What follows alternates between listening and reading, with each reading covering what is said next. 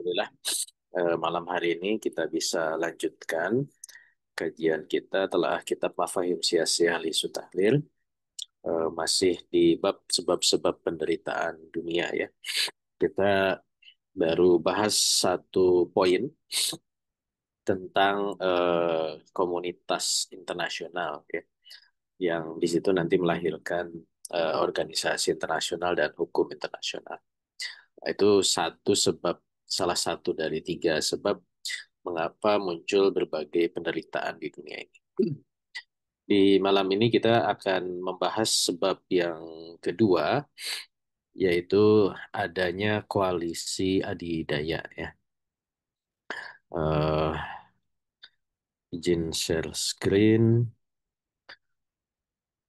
tentang koalisi adidaya. Saya mau review dulu ya pembahasan sebelumnya di bab-bab awal supaya nanti ada kesamaan maklumat ya tentang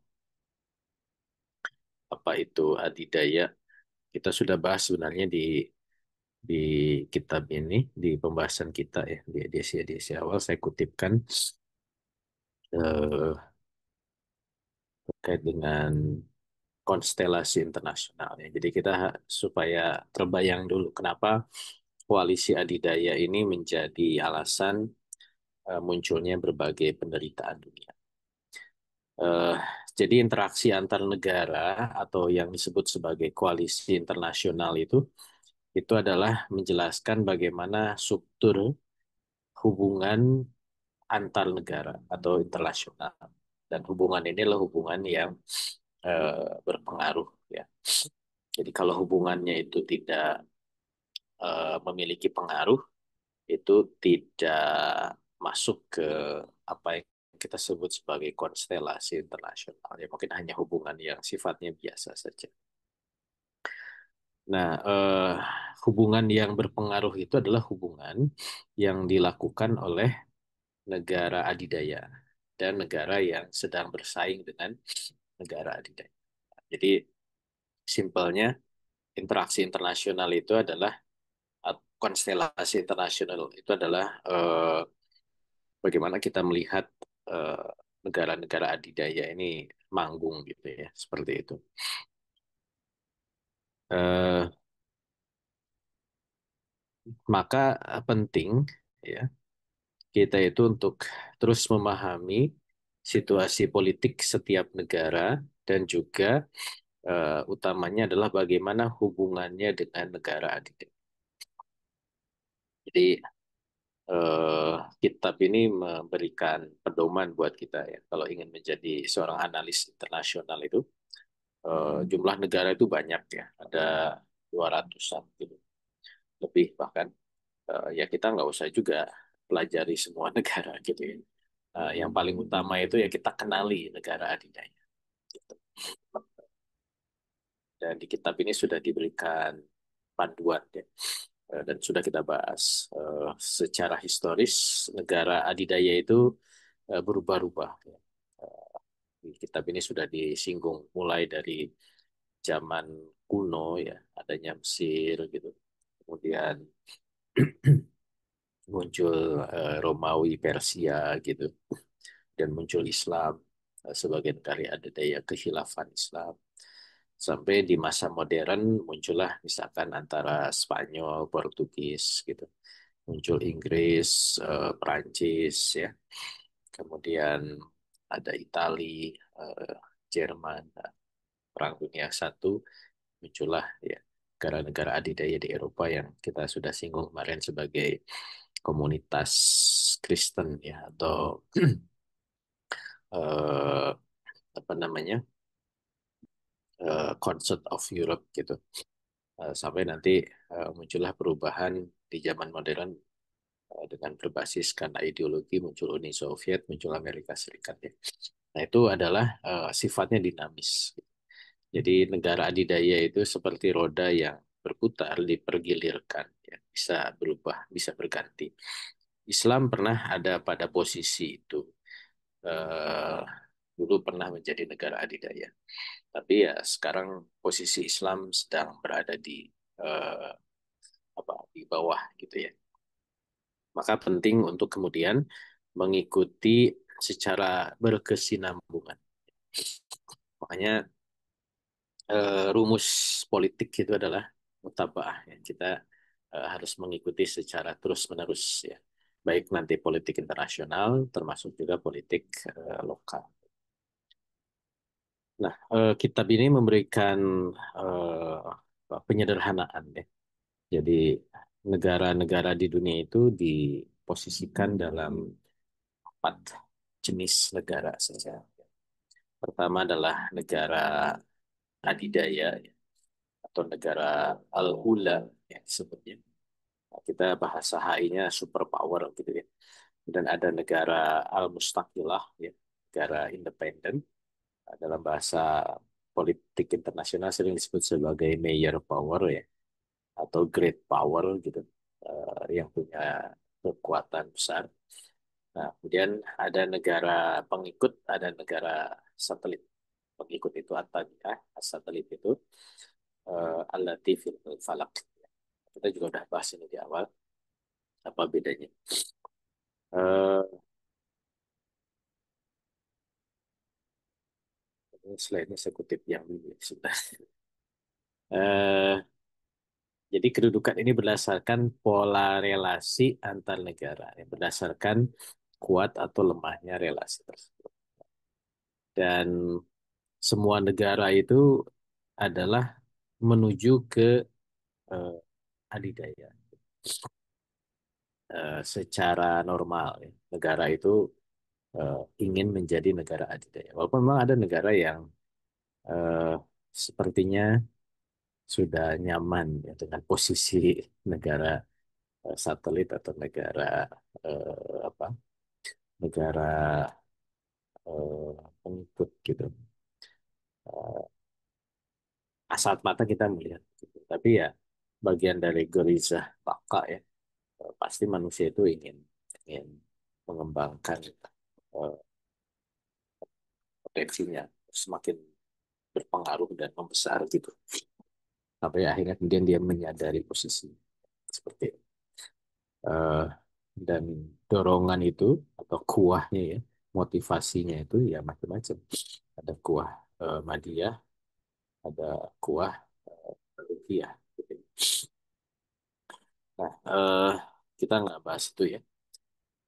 Nah, ini kalau kita gambarkan, jadi memang dari berbagai atau dari sejumlah negara di dunia ini pola interaksinya itu memang beragam. Ada negara yang punya pengaruh secara luas gitu. Makanya garisnya itu kalau seperti Amerika Serikat ini sekarang, ya dia berhubungan dengan semua negara di dunia. Jadi kalau kita lihat misalkan ada negara-negara kecil, nah, contoh aja di Asia Tenggara ya atau di Asia yang warnanya hijau, Asia Timur, Singapura saja atau Malaysia saja itu pola relasi itu lebih banyak dibanding Indonesia. Artinya tingkat keberpengaruhan secara internasional, walaupun Singapura itu negara kecil, tapi dia negara yang punya pengaruh lebih dibandingkan Indonesia. Salah satu cara ngukurnya itu kalau di diplomatik ya, itu adalah dengan kekuatan visa. Ya. Jadi visa Yang kedua, yang visa yang paling powerful, yang paling kuat itu adalah ketika suatu negara masuk ke negara lain itu tidak perlu visa. Jadi apa namanya bebas masuk. Bukan bebas masuk ya, tidak perlu apply visa. Gitu. Ya. Nah, itu berarti dia powerful. Gitu. Tapi kalau negara itu masih harus minta izin dulu untuk masuk ya dengan adanya visa, nah itu berarti dia tidak kuat negara itu. Nah itu juga salah satu cara melihat. Nah jadi eh, kedudukan negara itu memang beragam ya, terus berubah. Gitu. Nah ini definisinya. Contoh ya, negara pengikut itu seperti Mesir terhadap Amerika, Kazakhstan terhadap Rusia. Itu pengikut itu dia terikat dengan negara lain. dalam politik luar negerinya atau dalam sebagian masalah dalam negerinya. Jadi memang dia bergantung ya ke negara lain, tidak tidak independen. Nah, kalau satelit, dia eh, mirip pengikut, tapi dia lebih independen sedikit. Jadi ikatannya itu adalah ikatan kepentingan, bukan ikatan pengikut. Kalau pengikut mah apa kata negara adidaya dia ikut. Gitu. Tapi kalau negara satelit, dia masih punya independensi gitu ya. Eh, apa namanya dibandingkan negara pengikut. Contoh ini Jepang terhadap Amerika. Biasanya menjadi sekutu ya, sekutu dari negara adidaya. Australia, ya, Kanada, Turki, misalkan.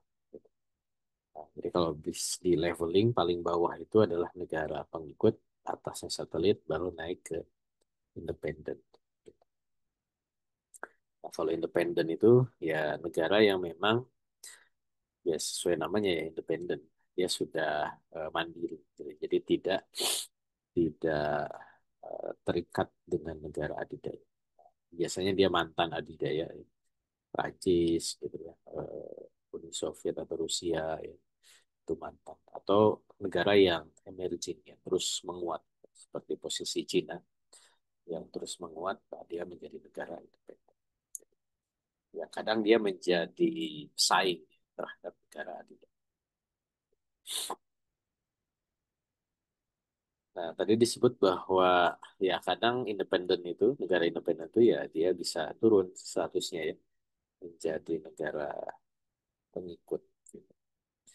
Eh, Kalau misalkan ternyata pada suatu masa pemimpinnya itu dia dikendalikan oleh asing gitu ya, oleh negara adidaya. Nah, berarti dia turun statusnya. Nah, negara adidaya berarti negara yang paling utama. Nah, negara ini yang harus kita kenali ya. Di kitab ini sudah dibahas ya kita. Ada berapa? Ada 7 ya negara adidaya ya. Negara yang negara adidaya, mantan adidaya dan punya potensi menjadi negara adidaya itu sudah dibahas ya. Nah itu kita samakan maklumatnya tentang apa itu yang dimaksud negara adidaya. Tapi di pembahasan bab ini adalah membahas tentang bahwa salah satu penyebab ke, apa kesengsaraan atau penderitaan dunia itu adalah bukan negara adidayanya, gitu ya, tapi adalah koalisi dari negara adidaya. Jadi bahwa ada negara adidaya yang bikin menderita, ya bisa saja, gitu ya. Negara adidayanya yang memang seperti Amerika sekarang ya melakukan kerusakan gitu. Eh, tapi kalau kemudian yang dibahas di sini adalah bagaimana ketika negara-negara adidaya itu bukan saling bersaing ya, untuk kemudian mengalahkan adidaya yang lain sehingga yang melakukan kerusakan itu dikalahkan oleh negara adidaya yang mungkin menawarkan kebaikan gitu ya. Tapi mereka justru berkoalisi bikin apa kong kali kong gitu ya, eh, untuk kemudian mengatur dunia gitu sehingga akhirnya mereka membagi-bagi eh, kepentingan dan manfaat di antara negara adidaya.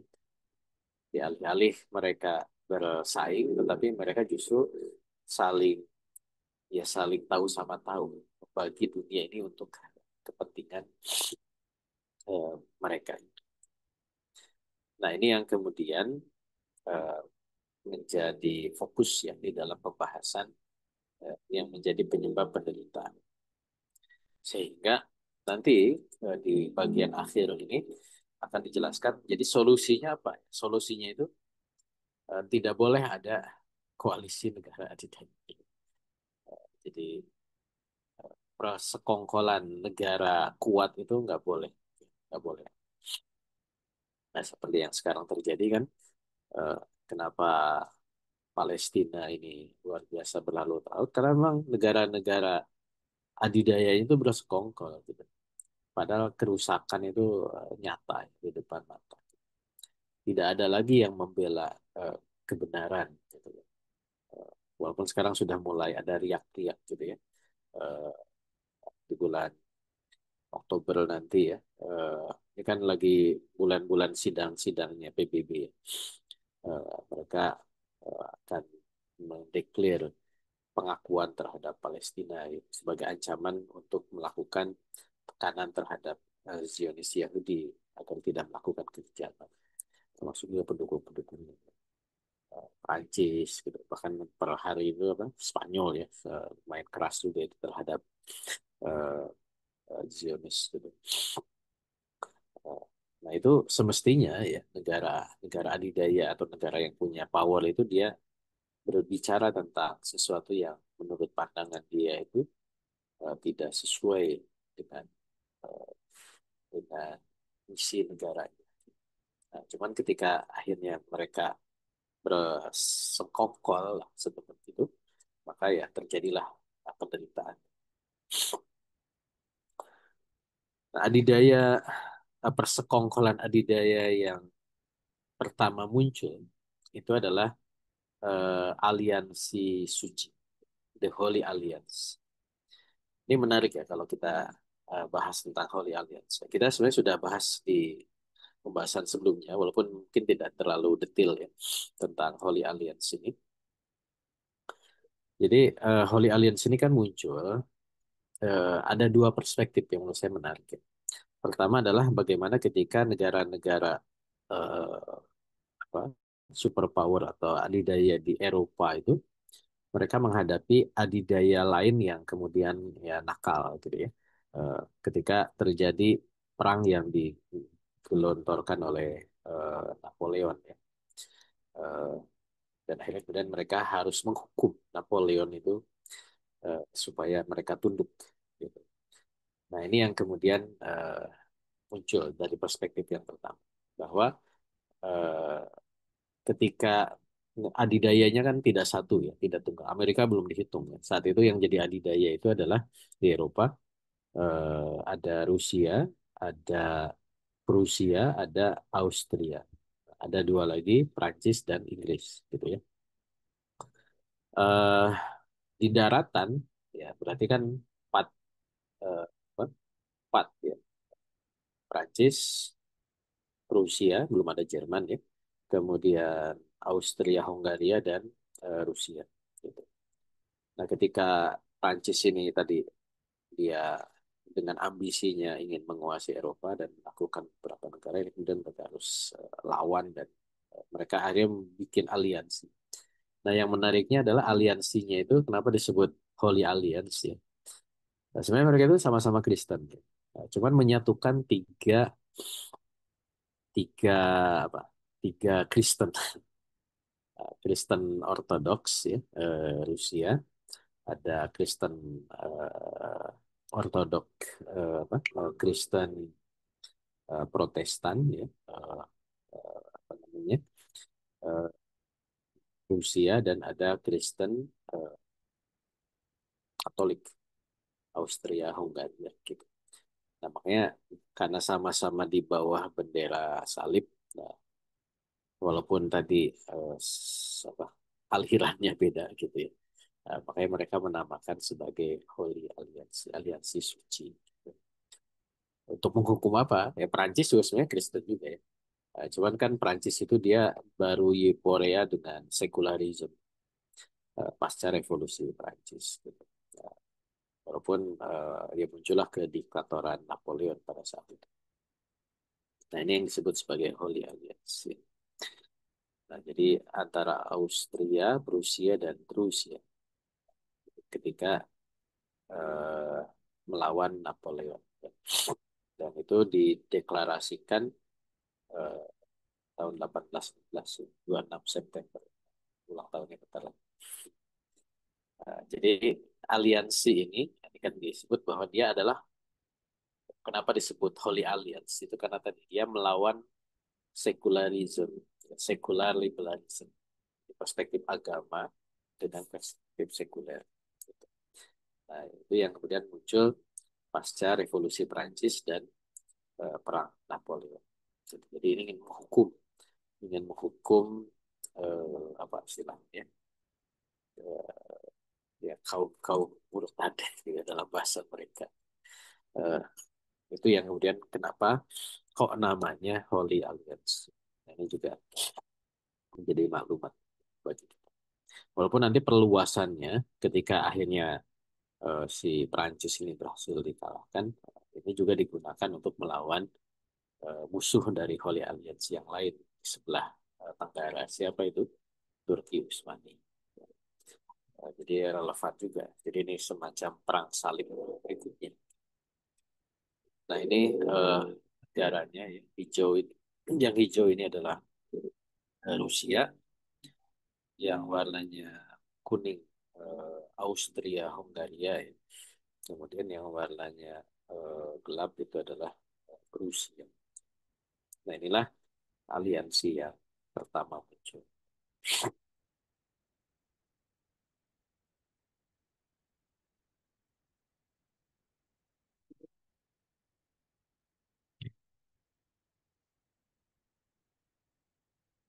Nah, jadi aliansi suci ini adalah selain tadi menghukum sekularisme Perancis, tapi juga mempertahankan tahta ya dari eh, para kaisar Eropa ya, supaya raja-raja di Eropa ketika melawan kekuasaan dari pergerakan atau invasi dari Napoleon. Gitu. Dan eh, aliansi ini juga akhirnya eh, menjadi menjadi cara yang efektif gitu ya untuk me, apa untuk memaksa negara-negara lain tunduk dengan aliansi suci gitu. Bahkan ketika setelah Prancis ditundukkan ya muncullah eh, empat ya empat negara dengan Prancis tambah lagi Inggris ya lima negara. Jadi lima negara ini yang kemudian mengatur Eropa.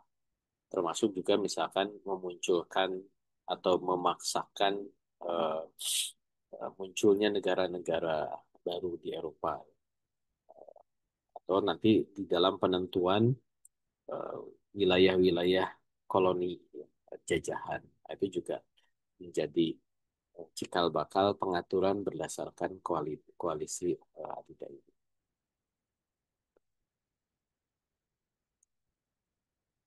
Nah, ini yang disebut tadi ya berempat quadruple ya plus Inggris kemudian atau quintuple. Eh, Awalnya tiga jadi empat kemudian jadi lima. Yang mereka ini menjadi juga yang kita sebut sebagai Concert of Europe atau komunitas Eropa awal keempat atau kelima negara ini yang kemudian menjadi pengatur. Nah, bagaimana kemudian mereka mengatur eh, negara-negara lain? Ya. Misalkan di sini disebutkan ketika mengatur eh, tentang kuasaan dari Italia. Ya.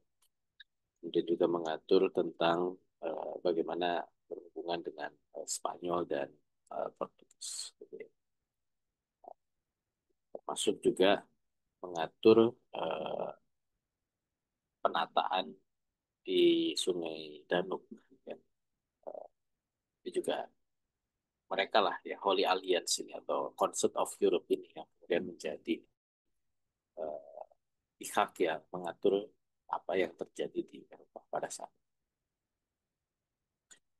Dan dengan eh, ya negara-negara lain ya tentu berusaha untuk melepaskan diri ya dari aliansi adidaya ini dan berusaha untuk melawan dengan berbagai peperangan, tetapi setidaknya gagasan Holy Alliance ini menjadi gagasan yang eh, ya cikal bakal gitu ya kemunculan dari munculnya organisasi internasional ya, yang nanti melahirkan berbagai fakta-fakta militer dan juga ya koalisi-koalisi adidaya model baru di pasca Perang Dunia II seperti itu.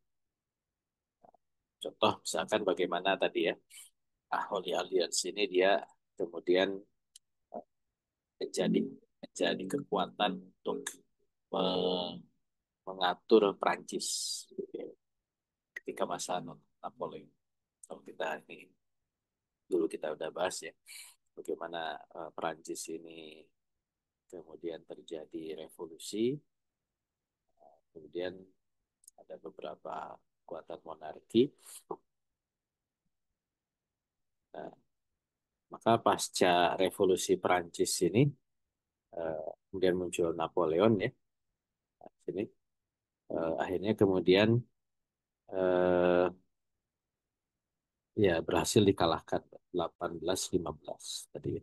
Dan monarki Prancis yang model lama itu kemudian dikembalikan walaupun nanti berikutnya diganti dengan sistem republik. Itu Prancis. Nah, termasuk juga bagaimana aliansi Suci ini eh, membuat negara baru ya. Jadi ketika Belgia ini kan Belanda itu kecil.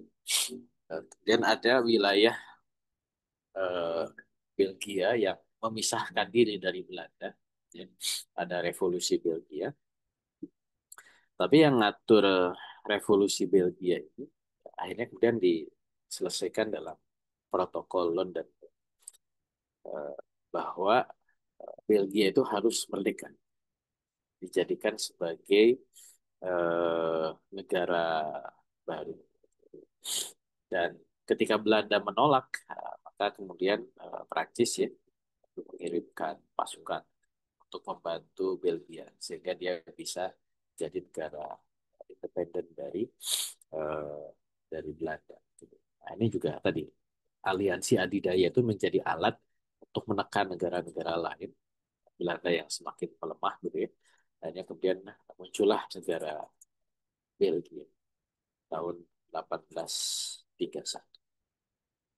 Gitu. Nah, ini juga salah satu yang disebut ya, di dalam kitab ini. Ya, bahkan diilustrasikan ya bahwa dalam konferensi London ini jadi 5 negara utama ya tadi ya aliansi eh, Queen ya dari Eropa kelanjutan dari Holy Alliance ya eh, mereka yang ngatur gitu bahwa kemudian Belgia pemisahan Belgia ya Belgian succession ya. Itu kemudian dari United Kingdom of Netherlands kemudian akhirnya menjadikan Belgia itu menjadi negara yang dekat dipisahkan. Gitu. Nah, termasuk juga Jerman. Ya. Nah, ini berikutnya. Ketika Prusia melemah, kemudian menjadikan muncul negara-negara kecil ya. Jadi Jerman itu kan awalnya negara-negara kecil, kecil-kecil yang orang Sunda itu renyak ya. Eh, banyak sekali negara-negara disebutnya duchy ya. Negara-negara kecil atau kingdom-kingdom kecil eh, yang akhirnya kemudian eh, disatukan, disatukan menjadi satu negara, yaitu Jerman. Nah, ini kemudian berhasil muncul eh, menjadi kekuatan baru, muncul konfederasi Jerman. Ini juga tidak dalam waktu yang singkat ya. Tapi peran dari eh, Prusia yang melemah akhirnya perannya diganti oleh Jerman. Tapi Jerman baru ini juga Jerman yang bisa mengkonsolidasikan ya, eh, negara-negara yang ada di sana. Dulu sampai meliputi sebagian dari Austria, Luxembourg, ya, Liechtenstein, dan Belanda juga ada yang masuk. Kemudian ada eh, Republik Ceko, Slovenia, ya, Polandia, sudah di Belgia ya sebelum dia dipisahkan sebagian Italia bahkan sampai ke Kroasia. Gitu. Nah ini dan Jerman ini berhasil stabil ya sampai menjelang Perang Dunia ke-1 dan itu perang kemudian dia sebagian wilayahnya akhirnya kemudian dilepaskan dari Jerman Perang Dunia Kedua meluas lagi tapi kemudian dihancurkan bahkan Jerman dibagi dua ya, Jerman Barat Jerman Timur dan sekarang bisa memang Jerman ini luar biasa ya. Kalau kita lihat sejarah eh, puzzle ya, puzzle negara itu Jerman itu contoh yang unik ya, atau contoh yang bisa kita pakai ya. Jadi awalnya kerajaan-kerajaan kecil disatukan eh, oleh ya tokoh politik yang kuat gitu ya. Akhirnya muncullah Jerman yang sedemikian kuat, tapi ya ketika terlalu kuat itu ya dia merambah ke yang lain gitu. Bahkan memicu Perang Dunia Satu, Perang Dunia Kedua. Akhirnya kemudian dipecahkan lagi.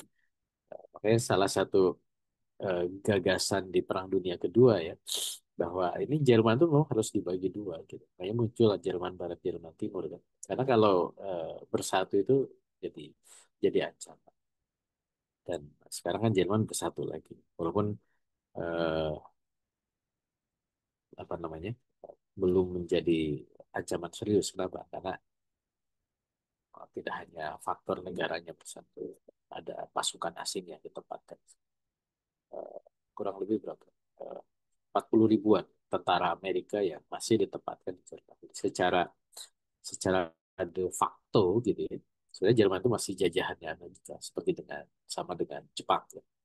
Eh, Jadi seperti independen tapi ya seperti negara ya, tapi sebenarnya Jerman itu sekarang masih apa, ditongkrongin lah, dikontrol Amerika Serikat sampai sekarang. Oke ya. Nah jadi eh, apa yang terjadi ini adalah bagian dari dinamika adanya koalisi adidaya tadi, ya. Dan terus dinamis sampai kemudian dan koalisi inilah yang memicu Perang Dunia ke-1 ya. Perang Dunia ke-1 kan Jerman, dia ngajak Austria Hungaria ya. Berikutnya Turki kan. Lawan siapa? Prancis, kemudian apa namanya? Inggris dan Rusia. Walaupun Rusia tidak ikut gitu ya.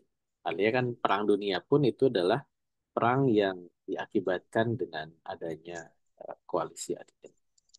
Nah, Kok ngantuk, Bang?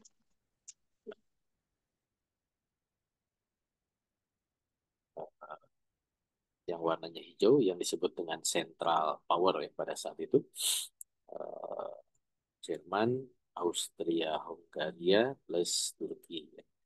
Turki itu masih sampai ke daerah Hijaz ya, daerah Syam itu masih wilayah Turki. Nah, termasuk yang hijau-hijau di Afrika itu karena memang itu jajahannya Jerman ya. Makanya dia masuk termasuk Papua Nugini sebagian melawan eh, Lai ya, atau sekutu Inggris, Prancis plus Rusia. Terus jajahan-jajahannya Inggris ternyata. Nah ini yang terjadi pada saat Perang Dunia Kedua. Jadi memang antar antar aliansi, gitu.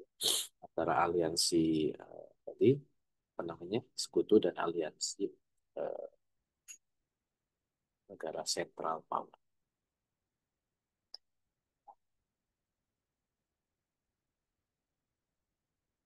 Nah termasuk juga Perang Dunia Satu. Nah, termasuk juga Perang Dunia Kedua. Perang Dunia Kedua juga kan dia adalah perang antar aliansi. Aliansi ya Jerman, Jerman dengan eh, Axis Power ya. Jerman dengan Itali plus Jepang plus jajahan-jajahannya yang warnanya hitam melawan eh, ya sekutu ya. Inggris, Prancis ya. Nah, plus mereka bergabung dengan apa? Dengan Uni Soviet ya saat itu. Gitu.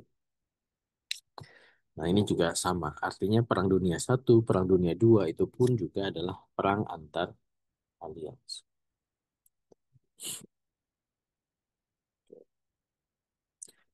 Nah, betul bahwa pasca Perang Dunia Kedua, kan pasca Perang Dunia Kedua itu ada peredaan.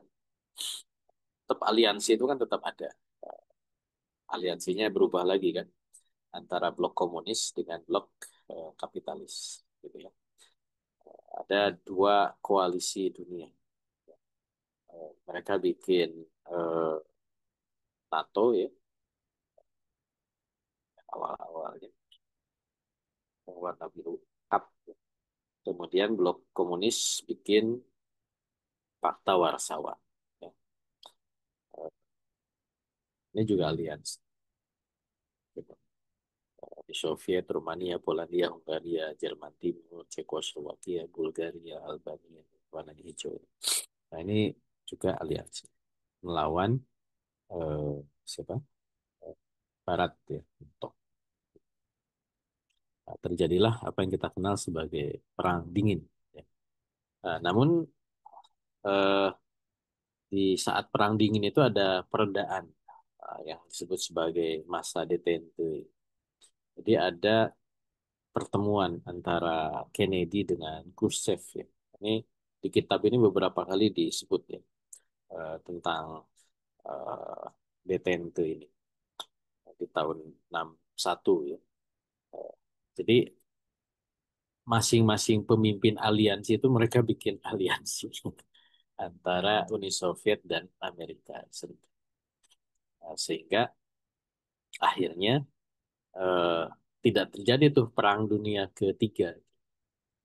Karena pemimpinnya sudah bersepakat, bersekongkol lagi, berkoalisi lagi untuk mengatur dunia sesuai dengan kepentingan masing-masing.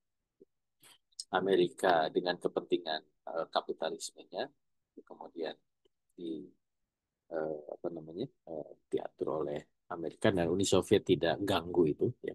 Termasuk juga Uni Soviet dia mengkonsolidasikan kekuatan komunisnya dan Amerika tidak ganggu. Kalau memang ya ada saja ya gesekan-gesekan yang sifatnya, tapi gesekannya tidak langsung. Makanya disebut sebagai muncul proxy war ya, muncullah perang Korea. Itu adalah gesekan. Kemudian perang Vietnam, termasuk juga insiden di Teluk Babi di Kuba. Gitu. Nah, tapi secara general sebenarnya antara Amerika Serikat dan Uni Soviet pada saat Perang Dingin itu adalah muncul kesepakatan antar aliansi. Nah, ini juga sudah kita singgung. Seperti itu. Nah, maka eh, Amerika dan Uni Soviet ini akhirnya kemudian mereka memunculkan eh, koalisi di antara mereka yang alih-alih menyelesaikan justru membuat masalah.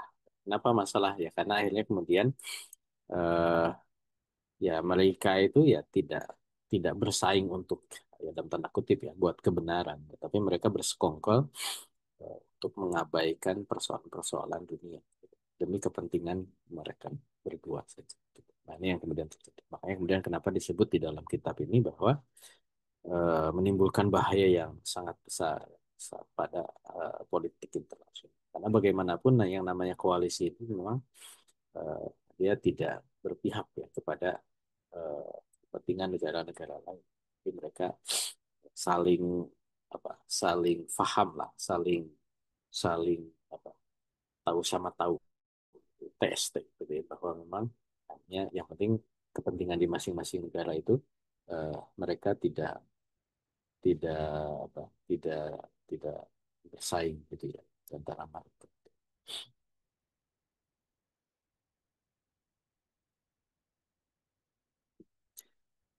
Maka eh, kalau koalisi model semacam ini masih ada ya, analisis sedikit tadi ini maka pasti akan membahayakan ya. Membahayakan buat siapa? Buat negara-negara lain, negara adidaya lain atau negara kecil apalagi. Ya, ini yang kita lihat kasusnya sekarang ya. Bagaimana negara-negara kecil pun ya anggaplah seperti Palestina gitu ya. Ya tidak dapat solusi gitu. Karena memang mereka berkoalisi untuk tidak ngurusin gitu. Harusnya kan ada pihak-pihak yang punya kekuatan yang membela gitu ya. Tapi dengan adidaya berkoalisi itu menjadikan eh, persoalan-persoalan dunia ini jadi terabaikan, tidak terselesaikan. Nah, ini yang bahaya. Baik dua model. Ya. Kalau dulu koalisi itu adalah negara berbagi rampasannya secara rata, gitu ya. Koalisi model lama.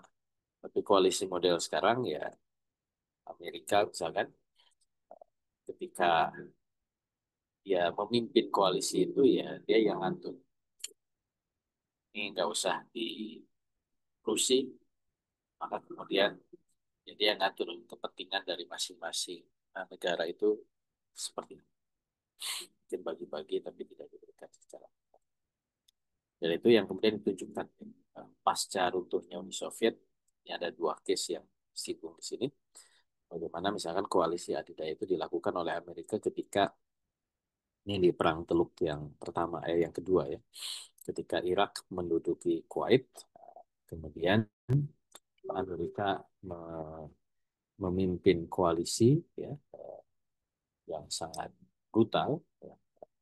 Kalau di sini disebut sekitar 30 negara ya.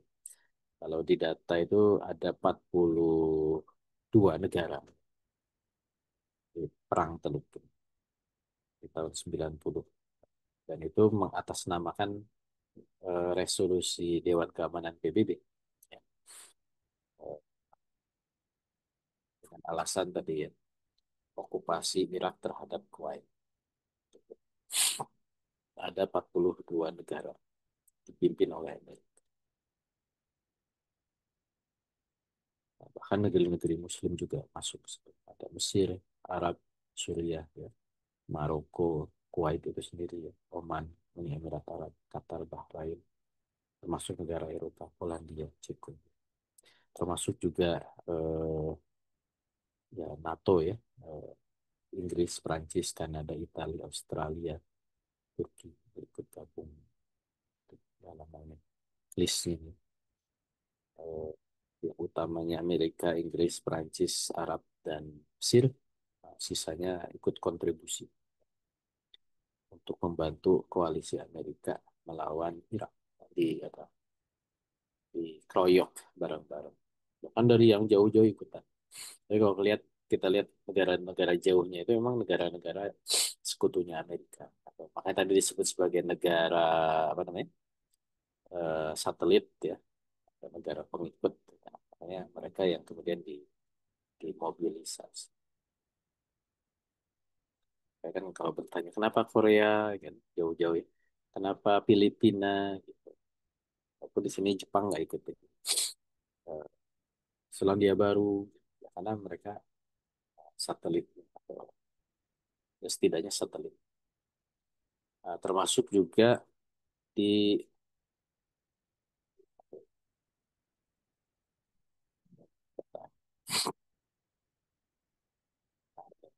gerakan pasukan. Jadi karena memang pasukan gabungan, makanya kesatuannya juga macam-macam.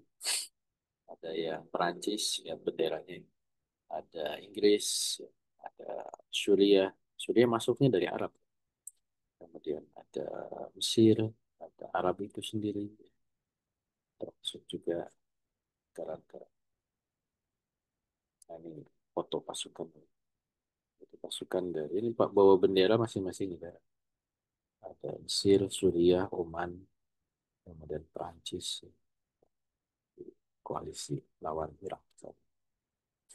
Nah, termasuk juga ketika 2003 ya. Nah, ini menggulingkan Saddam Hussein, koalisi multinasional. Di kitab ini disebut 30 negara ya. Eh, detailnya itu nah ini eh,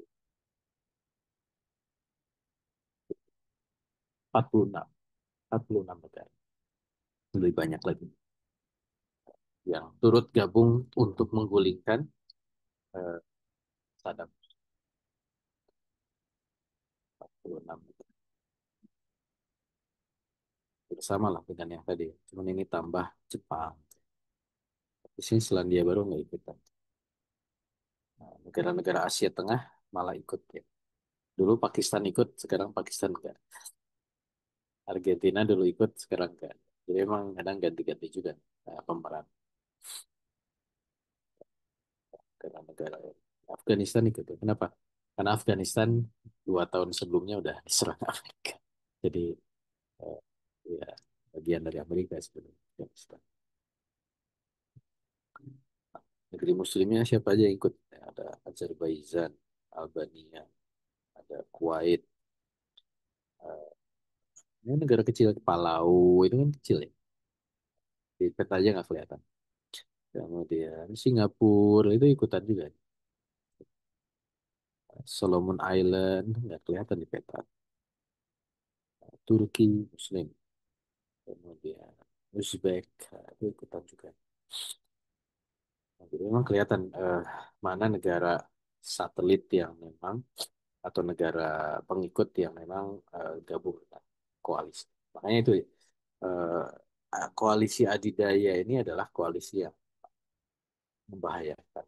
Hanya kemudian bisa menjadi justifikasi ya terhadap negara-negara lain untuk kemudian soal ini internasional gitu. Maka disebut oleh Amerika itu kan sebagai eh, multinasional, koalisi multinasional. Seperti itu. Jadi tentu ini menimbulkan bahaya ya dan harus ada solusi baik dari yang terbentuk ya, dari koalisi antar negara adidaya. Jadi koalisi itu bisa koalisi antar negara adidaya seperti tadi ya Holy Alliance itu koalisi antar negara adidaya atau koalisi negara adidaya dengan ngajak negara-negara kecil. Itu bisa juga. Apa solusinya? Ya, sebenarnya ini solusi yang sangat normatif ya. Jadi kecuali ya memang mengubah mafhum, mafhum bahwa memang ide koalisi ini adalah ide yang bahaya. Jadi memang nah ini bukannya apa ya? Memang seperti normatif, tapi memang memang faktanya begitu. Selama kita menganggap bahwa seolah-olah seperti yang kita bahas sebelumnya ya, organisasi internasional itu baik gitu. Eh, ini tuh barengan gitu. Nah, ini kan faham yang nggak tepat. Nah, ini yang dibongkar di dalam kitab ini bahwa eh, apa namanya komunitas internasional yang nanti mengarah kepada organisasi internasional ataupun hukum internasional itu dianggap sebagai solusi gitu. Kenapa dianggap sebagai solusi? Karena ini kita duduk barengan, bahas bareng-bareng gitu, sehingga persoalan dunia itu diselesaikan bersama-sama. Gitu. Nah ini dibongkar oleh kitab ini bahwa ide itu tuh ide yang salah. Saya memang agak dulu mikir banyak ya di kampus itu. Karena memang mainstreamnya namanya organisasi bersama itu baik gitu ya. Ya, kita bicarakan musyawarahkan gitu. Kita duduk bareng-bareng kita selesaikan. Kan selalu baik kan? Tapi faktanya dalam konteks masyarakat internasional itu nggak bisa, nggak ada namanya negara itu apa eh, diatur bersama itu nggak ada gitu. Secara konsep kecuali tadi di pembahasan sebelumnya ya, kecuali dalam konteks yang disebut sebagai konvensi ya, kesepakatan yang sifatnya teknis gitu. Tapi kalau bicara tentang politik, bicara tentang kekuasaan, nah, itu nggak ada itu. Kenapa kalau itu ada namanya koalisi? Gitu. Koalisi ada, pasti ada adidaya di situ. Bicara politik, bicara power, pasti bicara adidaya. Nggak ada adidaya itu mau sejajar itu nggak ada cerita. Itu bertentangan dengan fitrah. Gitu. Sejak zaman dulu kala sampai sekarang, adidaya itu tidak mau duduk sejajar. Ini teori yang, ya kalau sebut teori ya, teori yang dipaparkan oleh kitab ini. Bahwa, memang nih kalau dalam bahasa ini sangat realis ya, mazhab realis gitu. Bahwa memang nggak ada namanya negara itu mau disejajarkan. Negara itu pasti mengarah kepada power adidaya. Ketika adidaya, maka dia tidak akan mau duduk sejajar dengan yang lain, membentuk komunitas ataupun membentuk organisasi. Kalaupun dia membentuk komunitas atau organisasi, itu namanya adalah koalisi demi kepentingan dia. Nah, itu yang kemudian eh, teorinya ya dalam tanda kutip begitu. Maka yang harus dimunculkan adalah ya nggak boleh ada koalisi semacam itu. Yang harus ada adalah adidaya yang benar gitu. Adidaya yang membawa kebaikan. Apa itu ya negara adidaya yang membawa kebaikan? Itulah Islam. Nanti di ujung sebutnya memang harus ada khilafah. Dan khilafah itu hadir sebagai adidaya. Adidaya yang membawa kebaikan. Gitu. Jadi idenya itu begitu. Ide yang diusung oleh kitab ini. Eh, Dan memang faktanya Islam itu hadir kan. Jadi harus dihilangkan eh, eksistensi dari koalisi-koalisi internasional. Karena itu hanya menjadi alat bagi negara adil. Karena kalau itu masih ada, penderitaan dunia itu akan tetap muncul. Jadi itulah solusi, menghilangkan berbagai koalisi adil. Ya, kalau diskemakan. Jadi pemahamannya harus dimunculkan kekeliruan koalisi internasional untuk membangun opini bahwa koalisi internasional itu buruk. Ini yang susah itu di sini. eh Ya terus terang saya juga di kampus kan gimana nih gitu. Nah, ini memang harus bicara bahwa Islam itu baik. Kenapa baik? Islam itu datang dari Allah ya, wahyu dari Allah Subhanahu wa taala. Mustahil dia membawa kerusakan. Allah memerintahkan untuk menyebarkan rahmatan. Dan itu harus diusung dalam konteks kekuasaan negara gitu. Sehingga negara yang di atas didasari oleh akidah Islam itu pasti akan menjadi negara yang baik gitu. Secara konsepsi, secara sistem. Bahwa ada orang-orang yang manusiawi ya, ada suhrat suluk gitu ya. Yaitu harus ada mekanisme yang bisa membuat dia tidak tidak terus-menerus melakukan keburukan. Yang dibuat sistem. Dan ketika itu berjalan, dia berkiprah secara internasional, dia butuh power kan. Dia harus menjadi negara adidaya. Ketika dia menjadi negara adidaya, pasti dia akan membawa kebaikan ke bangsa. Dan itu yang ditunjukkan oleh kekhilafan Islam sejak zaman eh, ya Daulah Islam sejak zaman Rasulullah SAW dilanjutkan pada masa kekhilafan Islam. Itu hadir itu membawa kebaikan dan jejak-jejaknya itu nampak gitu. Bagaimana ya walaupun mungkin jejak-jejak yang masih tersisa ya.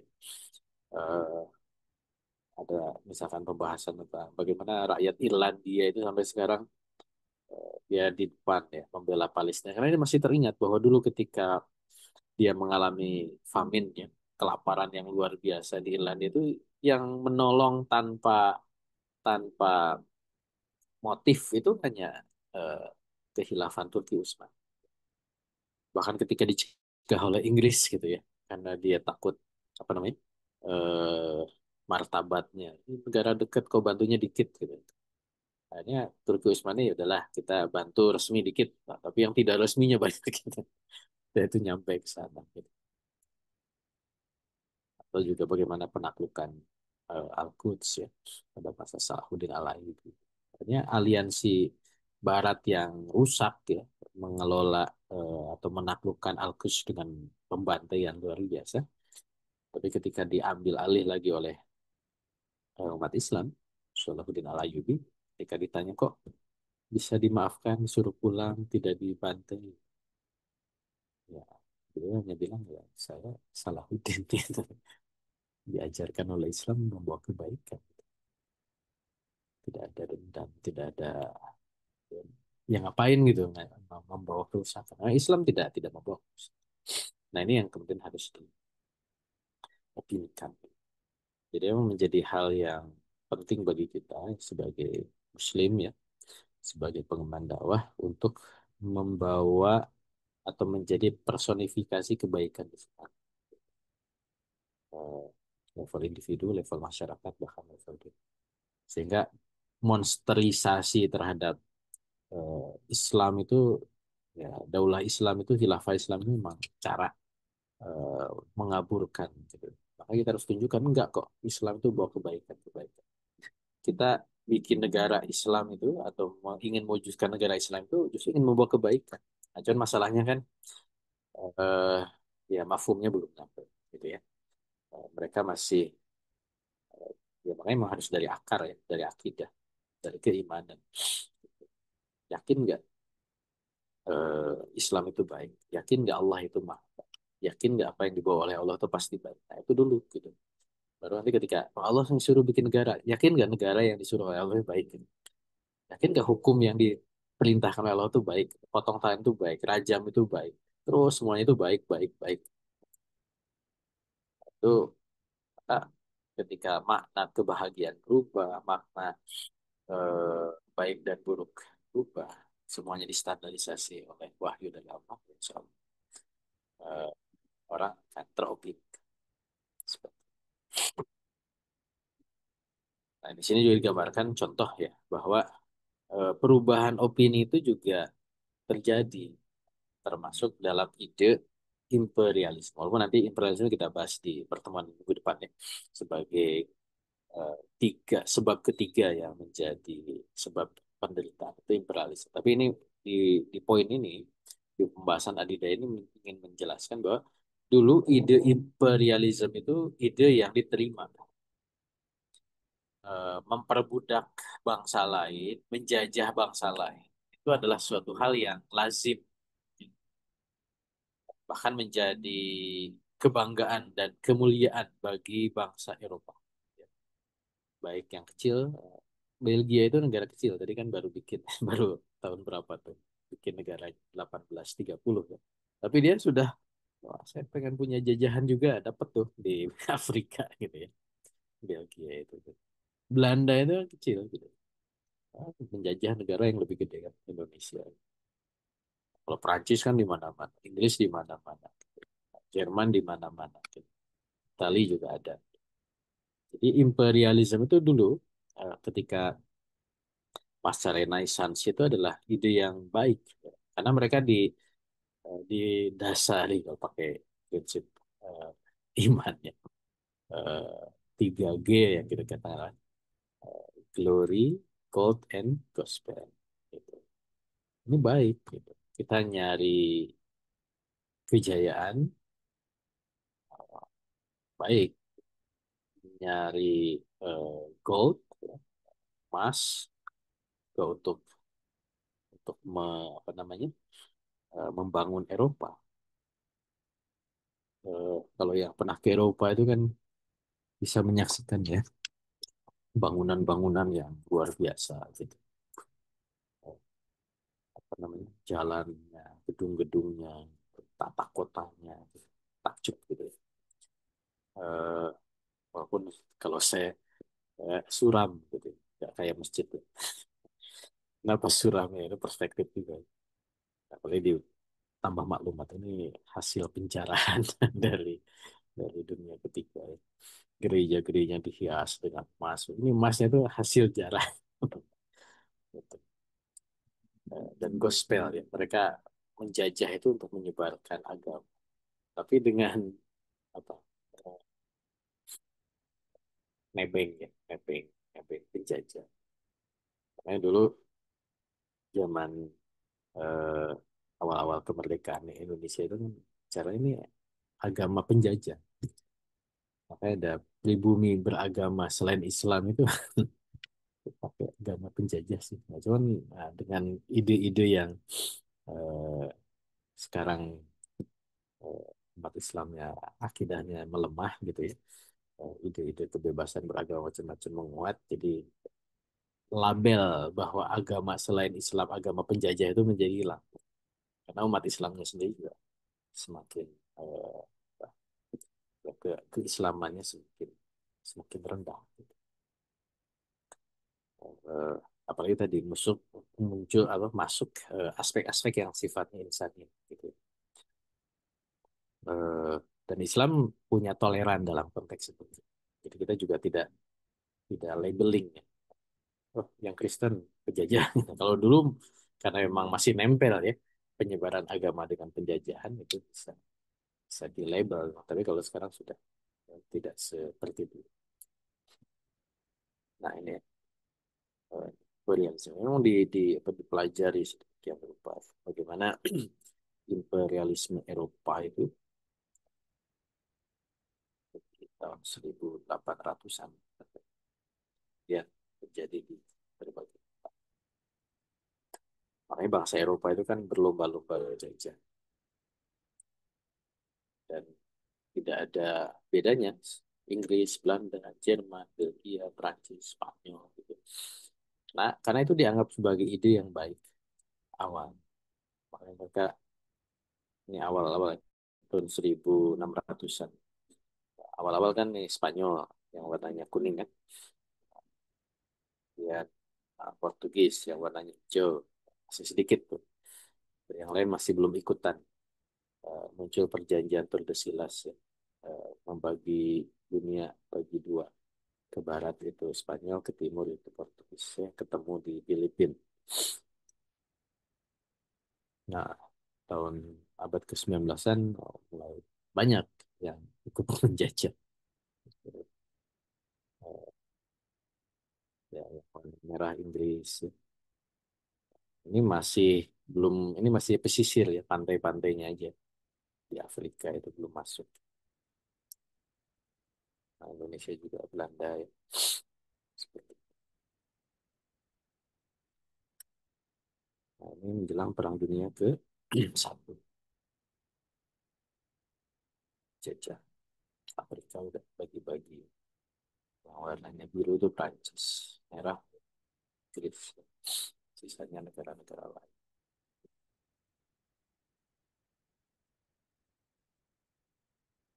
Peta lain. Ini peta pergeseran dari 1492 sampai Perang Dunia Kedua. Proses berubah penjajah. Ini yang di Garisi ada berubah kan. Awalnya Turki Utsmani ya, lepas-lepas. Ini awalnya Inggris lepas-lepas. Dibedakan garis-garis.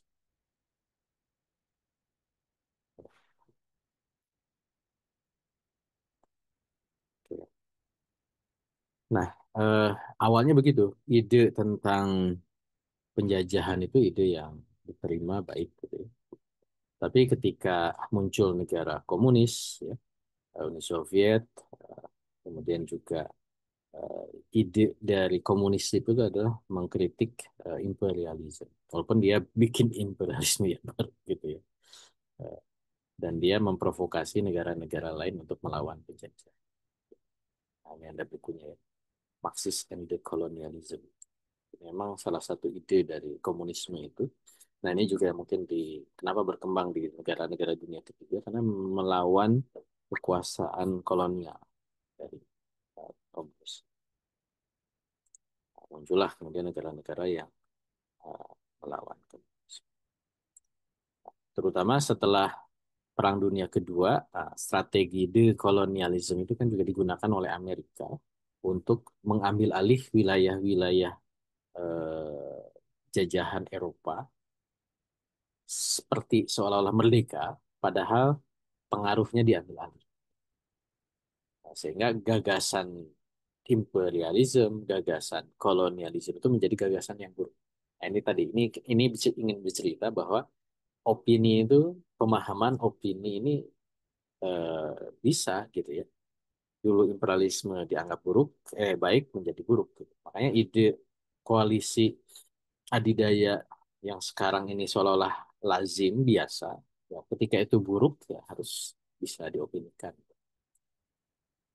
Piagam PBB yang disebutkan tentang ada equal right and self determination of people. Ini eh, mendorong negara-negara itu merdeka. Nah, sehingga ide melepaskan diri dari penjajah itu meluas dan negara-negara imperialis akhirnya mundur dari jajahan. Dan akhirnya mereka melepaskan kan jajah. Walaupun cari cara gimana tetap Inggris bikin Commonwealth gitu ya.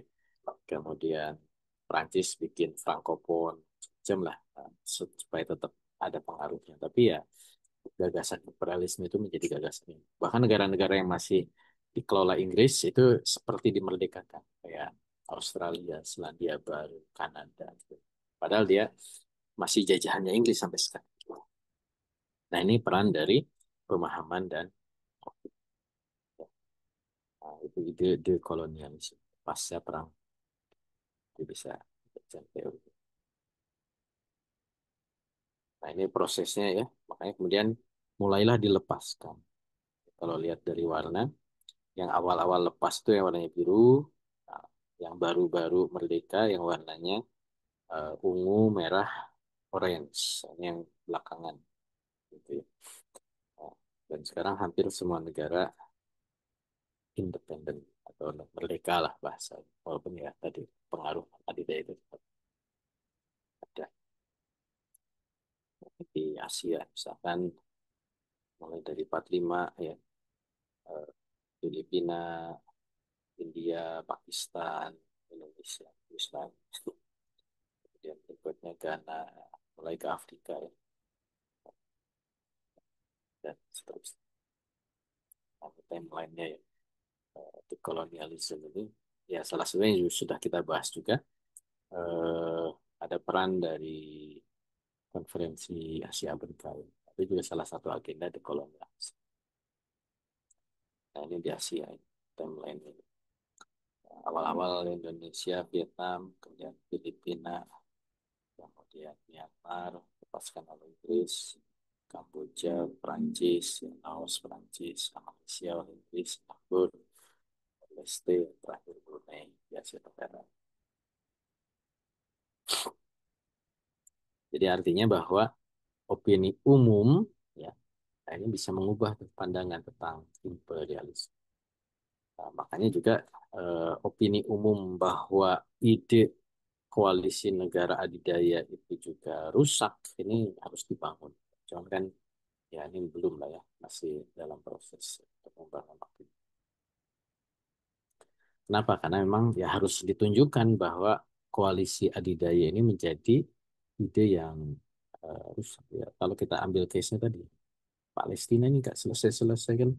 Makanya pertanyaannya kok masih berharap ke PBB gitu ya, ke OKI, nggak ada, nggak bisa. Jadi ide koalisi itu eh, hal yang mustahil bisa realisasi. Maka harus diganti oleh oleh kekuatan adidaya yang memang bisa membawa kebaikan. Itu bahasa sederhana. Ya. Karena adidaya yang sekarang ini kan masih mendukung ide koalisi. Ya. Karena ide koalisi adidaya itu digunakan oleh negara adidaya untuk kepentingan dia kan. Karena memang harus muncul negara yang kuat yang juga menolak ide koalisi adidaya. Siapa itu? Ya, Daulah Islam. Ya, itu mungkin bisa kita bahas. Walau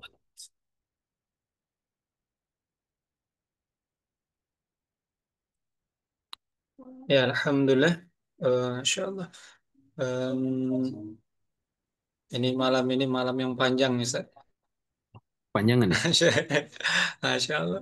Mudah-mudahan ini kita dapat poin-poin yang tadi disampaikan beliau. Dan ini kita buka diskusinya Bapak Ibu. Insya Allah, seperti yang kami sampaikan, boleh jadi ini diskusi kita cukup panjang. Buat Bapak Ibu yang ingin menggunakan kesempatan berdiskusi atau bertanya ke beliau, kesempatan kami buka dengan cara mungkin salah satunya diantaranya itu kirimkan pertanyaan Bapak Ibu di kolom komentar atau yang ingin interaktif langsung juga bisa melalui resen langsung aja ya poinnya disampaikan apa yang ingin ditanyakan ke beliau. Em, untuk kesempatan pertama ini sudah ada pertanyaan di komentar. Yang saya coba berangkat dulu di pertanyaan yang sudah masuk, Ustaz. Ini dari peserta kita, oh ya ibu atau mbak nih, Nurlela. Assalamualaikum Ustadz, izin bertanya, apa rupanya yang didapat oleh negara pengikut atau negara satelit yang ikut koalisi internasional di bawah kekuasaan negara adidaya Amerika? Nah, ini pertanyaan dari Bu Nurlela. Ya, Ya, sebenarnya dulu sudah disinggung ya bahwa negara pengikut atau negara satelit itu dia negara yang apa namanya bergantung kepada negara adidaya. Ya, pertanyaannya kenapa dia apa yang dia dapatkan gitu ya kalau dia ikut koalisi negara adidaya dalam jangka panjang ya maka negara-negara yang kekuatannya belum cukup ya sehingga dia harus berada di bawah pengaruh negara adidaya berarti itu adalah untuk menjadi apa penjaganya maka disebut sebagai kalau dulu diistilahkan ada protektorat state ya ada vassal state ya negara-negara yang memang dia untuk bisa eksis itu butuh perlindungan negara adidaya gitu. Itu karena dia nggak bisa ya mungkin dapat ancaman dari musuh lain gitu ya. Sehingga dia harus berlindung gitu. Ya contoh misalkan tadi Singapura gitu. Ya bagi Indonesia nyaplok Singapura gampang aja.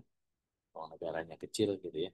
Eh, istilahnya mah ini orang Sumatera Utara Bang Azhar ya. Kita ke Singapura barengan berapa juta? 10 juta semuanya ke Singapura. Kencing bareng-bareng banjir lah. Penduduknya sedikit ya. Lebih banyak penduduk Sumatera Utara. Gampang sih kan. Eh, karena negaranya kecil gitu. Menjajahnya apa. Tapi kok sekarang kok susah ya? Karena dia dilindungi oleh Inggris. Dilindungi oleh Amerika. Nah, jadi buat negara-negara kecil, adidaya itu untuk melindungi mereka. Sehingga sekarang itu kan eh, apa? Ya bermunculan negara-negara gitu. Tapi sebenarnya dia tidak seperti negara pada hakikatnya gitu. Ya.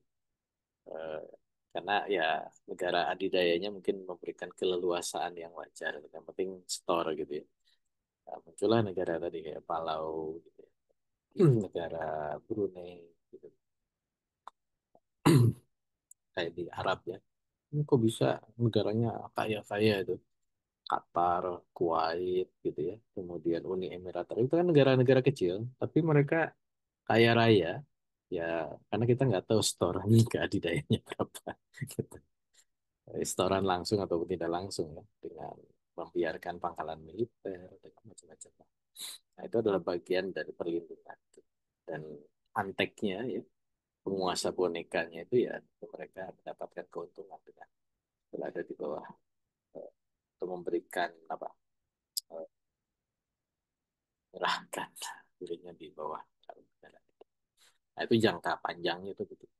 Nah, kalau dalam konteks teknis ya, kayak tadi kenapa sih negara-negara itu ikutan di nyerang Irak ya, ikutan nyerang ya Irak pertama, Irak kedua ya, tahun 90 dan tahun 2003. Ya, itu juga salah satu bentuk kalau bagi Amerika kan supaya kelihatan eh, banyak gitu. Ini multinasional bukan Amerika. Ayo ikut-ikut ya, disuruh ikut mungkin sama Amerika ya. Ayo kroyok walaupun mungkin kayak saya ada datanya juga. Mereka hanya ngirim pasukan itu 10 orang gitu ya. Jepang itu berapa ya? Mungkin hanya 20 orang gitu. Tapi yang penting tercatat ikut gitu. Oh, bagian apa? Bagian dapur aja, bagian kesehatan aja. Atau mungkin dia ikut untuk eh, apa? Latihan. Walaupun perang beneran, tapi mereka karena barang Amerika nggak takut tuh, gitu. Jadi latihan perang meningkatkan kapasitasnya. Itu bisa seperti itu juga. Keterlibatan mereka dalam koalisi-koalisi militer jangka pendek. Mungkin ada kepentingan teknis. Ya, walau alam.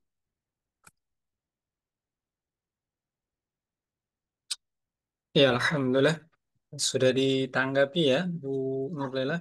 Ini Ustaz, mungkin dari saya sembari nanti nunggu dari jamaah. Ini buat jamaah, buat Bapak Ibu yang ingin diskusi ataupun ingin bertanya, kita masih buka kesempatannya dan kita tunggu ya kalau memang ada nanti di pertanyaannya. Dari saya ini ada dua poin setidaknya Ustaz yang ingin saya tanyakan. Pertama, apa yang membedakan setidaknya Ustaz pembahasan kita pekan ini sama pekan kemarin ya, bahwa poin pertama dengan poin kedua ini kan setidaknya ada kemiripan, sama-sama dalam bentuk eh, barengan lah istilahnya. Yang satu dalam bentuk komunitas, yang satu aliansi. Nah, apa yang menjadikan perbedaan poin pekan ini dengan pekan sekarang, pekan yang lalu ya? Di mana letak perbedaannya sehingga dibedakan pembahasannya menjadi poin satu, poin kedua, dan pekan tiga. Nah, mungkin ada poin tambahan yang ketiga ya, menyebab penderitaan negara. Bedanya di mana, Ustaz? Yang kedua, terkait dengan eh, apa yang menjadi catatan di dalam kitab ini bahwa komunitas ini kan sesuatu yang berbahaya. Apakah eh, nanti komunitas ini sebatas yang berbahaya itu terletak pada pelakunya atau memang kesepakatan mereka bahwa kemudian peluang khilafah dengan komunitas ini bisa tidak dimanfaatkan kita bilang atau istilahnya apakah buku ini menafikan sama sekali meskipun dalam tataran teoritis ya kita bilang atau memang nanti masa khilafah masih memungkinkan ini digunakan gitu. Apakah ada peluang begitu dia Ustaz? Setidaknya ini dua pertanyaan Ustaz. Ya, yang pertama sebenarnya ini nyambung ya. Artinya kalau bicara paralel ya, komunitas, organisasi, hukum, ya, ini bicara aliansi, nanti imperialisme. Gitu. Eh, jadi yang membedakan kalau di pembahasan sekarang ini adalah ingin menunjukkan bahwa yang namanya kan fokusnya itu di adidaya ya, adidaya yang beraliansi, gitu. Bukan di komunitasnya. Fokusnya itu di situ bahwa baik komunitas itu ada adidaya atau tidak, itu adalah suatu hal yang perlu dikoreksi di pembahasan sebelumnya. Nah, di sini tegaskan bahwa yang namanya komunitas itu pasti ada pengaruh adidaya. Dan adidaya itu pasti punya kepentingan. Baik kepentingan itu yang sifatnya kepentingan bersama atau kepentingan komunitas itu sendiri. Kepentingan adidaya itu sendiri. Nah, kalau di pembahasan kita malam ini adalah ingin menegaskan tentang kepentingan dari adidaya. Nah, makanya dia bikin aliansi. Aliansi adidaya itu dibentuk supaya dunia itu diatur sesuai dengan kepentingan negara adidaya. Baik dia sendiri, ajak negara kecil, ataupun dia dengan negara-negara adidaya yang lain, seperti DTNT ya, atau Holy Alliance, untuk ngatur gitu. Seperti itu. Ada irisan dengan pembahasan sebelumnya. Eh, Kalau model yang diangkat di pembahasan kita, kayak tadi case di mana di Irak itu kan dia mengabaikan hukum internasional ya, mengabaikan bahkan nggak peduli, dia nggak nunggu dulu resolusi PBB yang 2003 ya, tapi kalau yang apa yang 90 kan dia dapat tuh resolusi Dewan Keamanan, dipakai tuh eh, hukum organisasi atau komunitas itu dipakai untuk legitimasi adidaya gitu. Tapi tanpa legitimasi hukum internasional pun, kalau memang kepentingan adidaya, ya nggak peduli dia. Makanya itu yang disebut sebagai aliansi adidaya. Ya ingin menjustifikasi nggak saya, ini barengan gitu. Tapi aturannya nggak gitu, nggak pokoknya. Tapi ya nggak apa-apa, ini kan barengan juga, walaupun beda dengan aturan. Gitu. Nah, fokusnya itu di situ, bahwa memang aliansi adidaya itu berbahaya. Kalau kemarin itu membahas bahwa memang hukum internasional itu di situ juga bisa dikendalikan oleh negara adidaya, gitu ya. Ada kepentingan-kepentingan yang ditanamkan oleh negara adidaya. Sehingga ya dua-duanya juga menjadi sebab penderitaan. Kemudian yang kedua, eh, ya sebenarnya sudah kita singgung juga bahwa eh, apa namanya komunitas atau hukum internasional itu yang sifatnya teknis administratif itu boleh, gitu. Ya kan, saya sudah singgung misalkan contoh tentang International Bureau Weight and Measures ya. Eh, Kesepakatan tentang berat dan ukuran-ukuran. Ya memang harus ada kesepakatan bersama gitu. Kalau enggak kan jadi ribet gitu. Eh, Tentang Apakah dia mau pakai meter, pakai jengkal, pakai depak, pakai tombak, ukuran yang dipakai secara internasional. Ya harus sama, harus distandarisasi gitu ya. Nah, maka khilafah nanti ikut kesepakatan internasional untuk hal-hal yang sifatnya teknis, ya administratif itu boleh. Pengaturan waktu, ya. Ini waktu mau dipakai 24 jam atau berapa jam, sebulan itu berapa hari, ya. Itu karena nanti dijadikan sebagai catatan administratif dan macam-macam itu ya, ya memang harus disepakati. Dan itu nggak apa-apa, boleh. Ya. Ikut komunitas atau organisasi atau aturan internasional yang sifatnya teknis administratif. Eh, ya tadi ya, berat, ukuran, waktu, penanggalan. Walaupun Islam itu punya sendiri sebenarnya, gitu. Islam kan punya penanggalan sendiri Hijriyah. Tapi kan ketika belum mendominasi Hijriyah ini akhirnya dikonversi kan atau di apa? Ya dikonversi di di apa? Ya, ya dikonvert, ya, betul ya dikonvert ya. Eh, sekarang tanggal berapa? 99. Jadi ingat ini marketplace. Eh, banyak diskon kan. 9 September. Tapi bulan Islamnya berapa? 15. 15 Rabiul Awal ya. Eh, dan gerhana 14 atau 15 Rabiul Awal. Kalau Islam jadi adidaya, maka penanggalan Islam itu menjadi penanggalan yang didorong. Sama kayak bahasa kan. Bahasa itu ya suka nggak suka akhirnya kita pakai bahasa Inggris ya sebagai bahasa internasional. Tapi ketika Islam punya pengaruh secara internasional, maka ya bahasa Arab itu menjadi bahasa yang dipaksakan dalam tanda kutip. Walaupun ya tentu kita umat Islam pun mempelajari bahasa lain untuk mentransliterasi ide-ide kita. Eh, nah itu nggak apa-apa, walaupun Islam punya.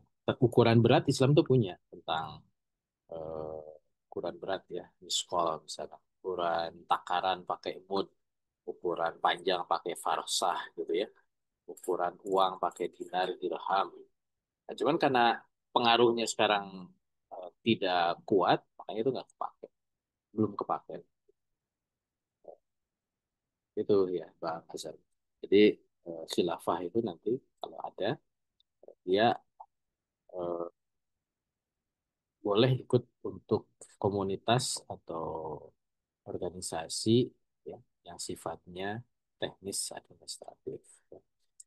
Pengaturan penerbangan, pengaturan kelautan, ya maritim, boleh itu.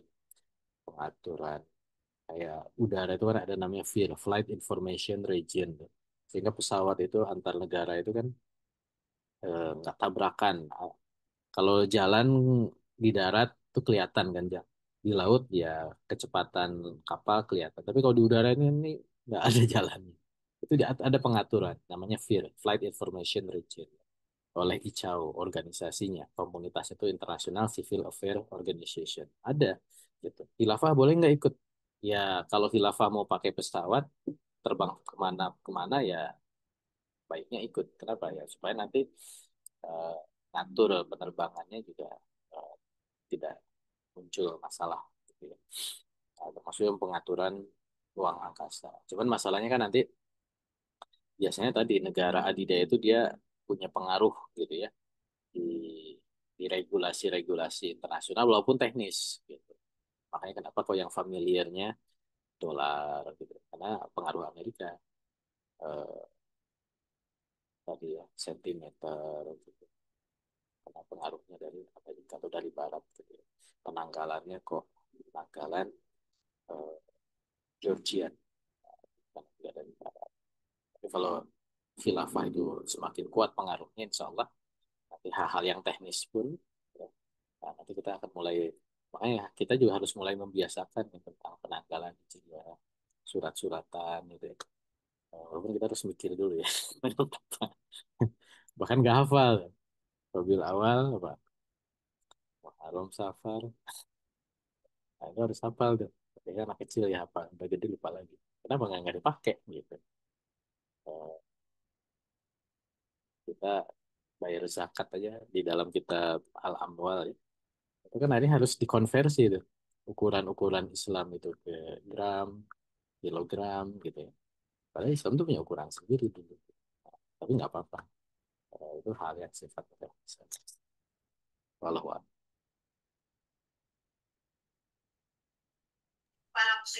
Ya, alhamdulillah. Syukran Ustaz.